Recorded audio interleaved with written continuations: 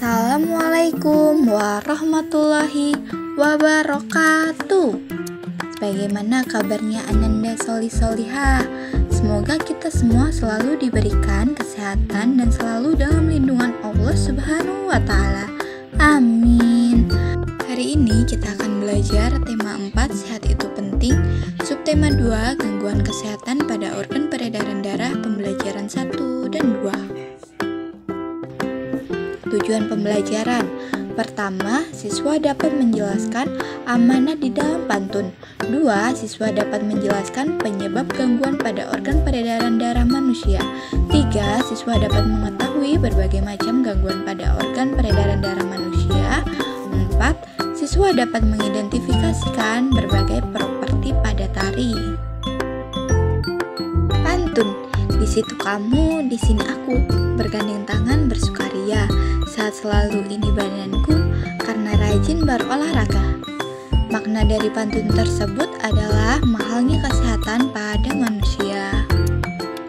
Si Nana mengayuh sepeda, di dahinya penuh peluh. Wahai anak-anak muda, sehat itu pasti kamu butuh.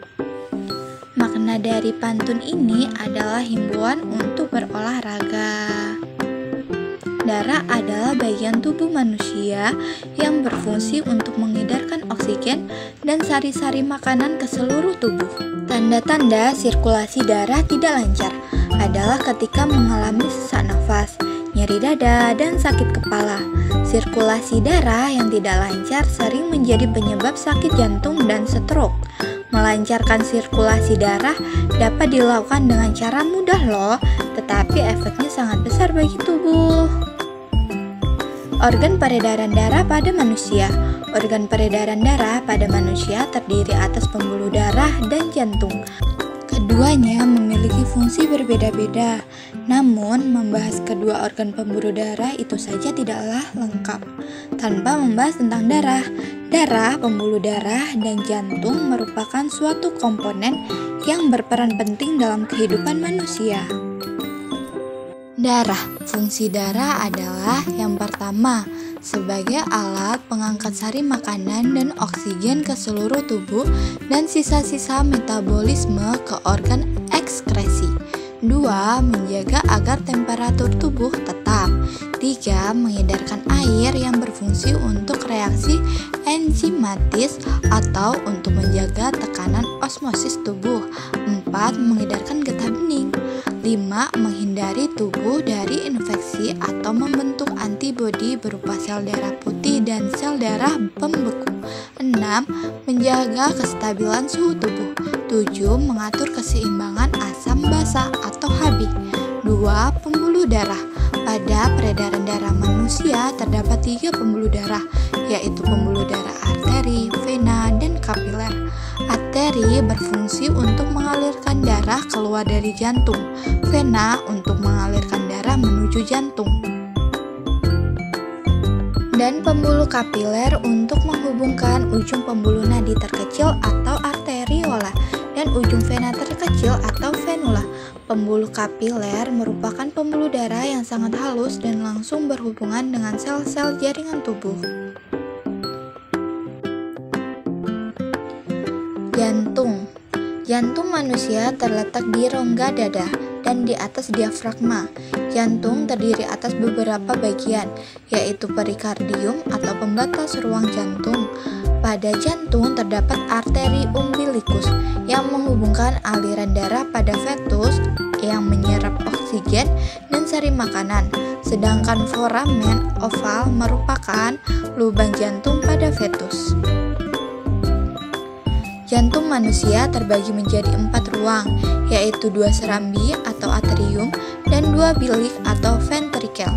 Ventrikel atau bilik memiliki dinding yang lebih tebal dari yang sebelah kanan.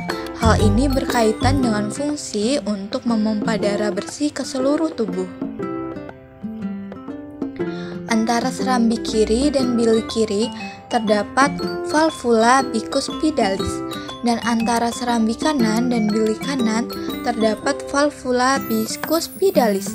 dan antara serambi kanan dan bili kanan terdapat valvula bicuspidalis, dan di antara serambi kanan dan bili kanan terdapat valvula tricuspidalis.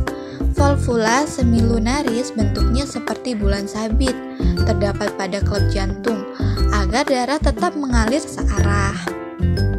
Setelah membaca bacaan di atas, tentu kita tahu bahwa organ peredaran darah sangat dibutuhkan oleh tubuh. Oleh karena itu, organ peredaran darah jangan sampai terkena gangguan. Pada pembelajaran 1, kamu telah mendefinisikan penyebab dan jenis gangguan pada organ peredaran darah. Ingatlah kembali dengan membaca bacaan berikut ini. Gangguan pada organ peredaran darah manusia dapat terjadi karena non-keturunan dan keturunan. Gangguan pada organ peredaran darah non-keturunan dapat disebabkan oleh pola hidup dan makanan yang tidak sehat. Misalnya, terlalu sering mengkonsumsi makanan berlemak tinggi dan makanan berkadar kolesterol tinggi.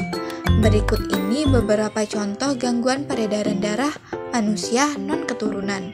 Yang pertama ada anemia. Gangguan ini disebabkan kurangnya kadar Hb atau hemoglobin di dalam darah. Rendahnya kadar Hb dapat disebabkan makanan yang dikonsumsi kurang mengandung zat besi. Ciri-ciri penderitanya adalah mudah lelah dan sering merasa pusing. 2. Tekanan darah rendah atau hipotesis. Gangguan ini disebabkan terjadinya penurunan tekanan darah. 3. Tekanan darah tinggi atau hipertensi. Gangguan ini disebabkan naiknya tekanan darah yang diantaranya diakibatkan oleh penyempitan pembuluh darah. 4. Kanker darah atau leukemia.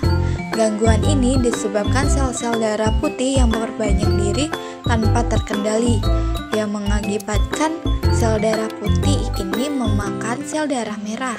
5. Jantung koroner. Suatu gangguan jantung disebabkan oleh penumpukan lemah darah atau kolesterol pada arteri koronaria.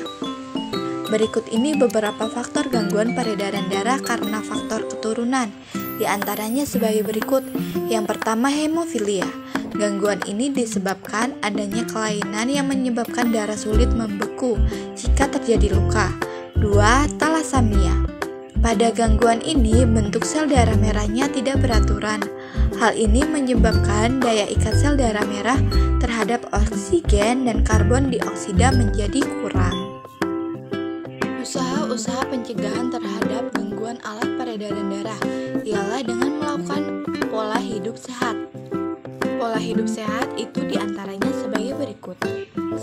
Makan makanan yang bergizi. 2. Olahraga yang teratur. 3. Tidur dan istirahat yang cukup. Banyak hal yang dapat dilakukan dengan tubuh yang sehat. Tidak hanya mudah melakukan gerak dalam kehidupan sehari-hari, tetapi gerak-gerak tari dengan properti pun akan mudah dilakukan. Berikut ini beberapa penari yang bergerak dengan menggunakan properti tari. Pertama merupakan tari legong, menggunakan properti kipas, gelang, dan penghias kepala. Gambar 2 menunjukkan tari perang, menggunakan properti topi, senjata, dan ikat pinggang. Gambar ketiga, tari Bambang Cakil, menggunakan panah, penghias kepala, dan kain selendang. Properti tari adalah segala perlengkapan tari yang dapat meningkatkan keindahan sekaligus memperdalam makna yang disampaikan dari suatu tarian. Sekian video pembelajaran hari ini, semoga bermanfaat untuk kita semua. Amin. Jangan lupa untuk selalu menjaga kesehatan dengan rajin olahraga, rajin cuci tangan, dan makan makanan yang bergizi.